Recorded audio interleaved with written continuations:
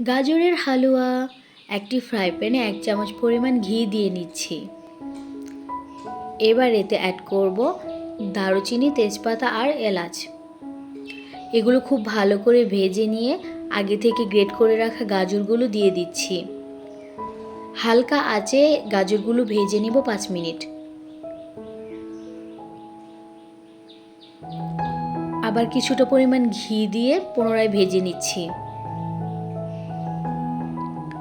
এবার এতে অ্যাড করব পরিমাণ মতো চিনি। চিনি দেওয়ার পর আবার কিছুক্ষণ রান্না করে নিব। এবার পানি শুকিয়ে যাওয়ার পর এতে অ্যাড করে দিব 1 কাপ পরিমাণ দুধ। খুব ভালো করে নেড়েচেড়ে রান্না করে নিব।